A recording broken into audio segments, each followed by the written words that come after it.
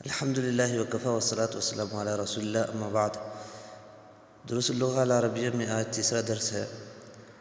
پچھلے درس میں ہم نے ما ھذا کے بارے میں پڑھا تھا کہ ما ھذا کا استعمال سوال کرنے کے لیے ہوتا ہے، ما عربیت میں سوال کرنے کے لیے آتا ہے۔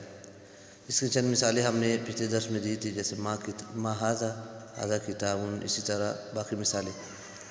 آج کے درس میں ہم پڑھیں گے من کے بارے میں کہ ھذا سے اگر آپ سوال کریں تو اس کے لیے ایک من بھی استعمال ہوتا ہے، من۔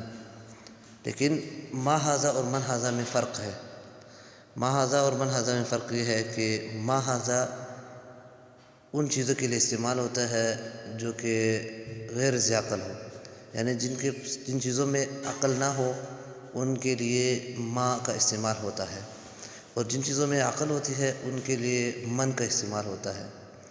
جیسے من ھذا آپ تب بول سکتے ہیں جب آپ کسی عقل مند چیز کے بارے میں پوچھ رہے ہیں، کوئی ڈاکٹر، کوئی طالب یا کوئی آدمی، اسی طرح کوئی اور ایسا، کوئی اور کسی عورت، یا ان کے متعلق جب آپ پوچھیں گے تو تب من آئے گا، اور ما اس ٹائم آئے گا جب آپ کسی ایسی چیز کے بارے میں پوچھ رہے ہو جس میں عقل نہ ہو۔ جیسا کہ ما ھذا مسجد کے بارے میں آپ جب سوال کریں گے تو آپ ما کا استعمال کریں گے۔ اسی طرح جانوروں کے بارے میں جب آپ سوال کریں گے تو ما کا استعمال کریں گے۔ اسی طرح پھل پودوں کے بارے میں آپ سوال کریں گے تو ما کا استعمال کریں گے، کیونکہ ان چیزوں میں عقل نہیں ہوتی۔ تو آج کا درس من ھذا کے متعلق ہے۔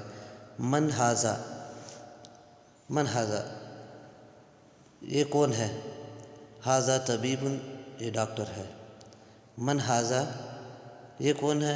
ھذا ولد، یہ لڑکا ہے۔ من ھذا یہ کون ہے؟ ھذا طالب، یہ طالب ہے، طالب علم۔ من اھذا ولد، کیا یہ لڑکا ہے؟ لا ھذا رجل، نہیں یہ رجل، یہ آدمی ہے۔ تو اسی طرح سے یہ استعمال ہوتا ہے، من ھذا کا استعمال ہوتا ہے۔ اسی طرح آپ آگے پڑھیں گے، ما ھذا یہ کیا ہے؟ ھذا مسجد، یہ مسجد ہے۔ جب آپ مسجد سے سوال کریں گے تو آپ ما کا استعمال کریں گے، اور من کا استعمال آپ اس چیز کے کریں گے، جیسے کہ من ھذا یہ کیا ہے؟ ھذا تاجر، یہ کون ہے؟ ھذا تاجر، یہ تاجر ہے۔ ھذا کلب، یہ کتا ہے، ھذا کلب۔ تو ھذا کا استعمال ہم نے پہلے کہا تھا کہ ھذا کا استعمال مذکر قریب کے لیے ہوتا ہے۔ تو جب کتا آپ کے قریب ہو تو آپ اسے ھذا کے ساتھ اشارہ کر کے آپ اس کے بارے میں بول سکتے ہیں کہ ھذا کلب، یہ کتا ہے۔ اھذا کلب، اب اس چیز کے بارے میں سوال ہو رہا ہے، کیا یہ کتا ہے؟ اھذا کلب، کیا یہ کتا ہے؟ لا ھذا قط، یہ لا ھذا قط، یہ کتا نہیں ہے بلکہ یہ بلی ہے۔ ھذا حمار، یہ گدھا ہے۔ حمار گدھے کو کہتے ہیں، تو ھذا حمار، یہ حمار ہے، یہ گدھا ہے۔ اھذا حمار، اب جب سوال کریں گے اس چیز کے بارے میں کہ اھذا حمار، کیا یہ حمار ہے، تو اس کے جواب میں یہ آئے گا کہ لا، نہیں، ھذا حصان، بلکہ یہ گھوڑا ہے۔ گھوڑے کو عربی میں حصان کہتے ہیں، تو ھذا حصان، یہ گھوڑا ہے، یہ گدھا نہیں ہے۔ وما ھذا، اور یہ کیا ہے؟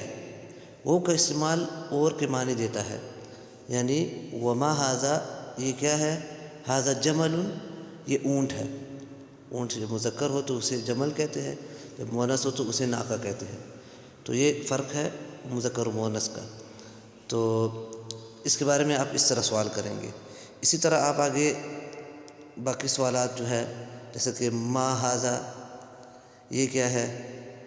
ما ھذا یہ کیا ہے؟ ھذا دیک، یہ مرغہ ہے۔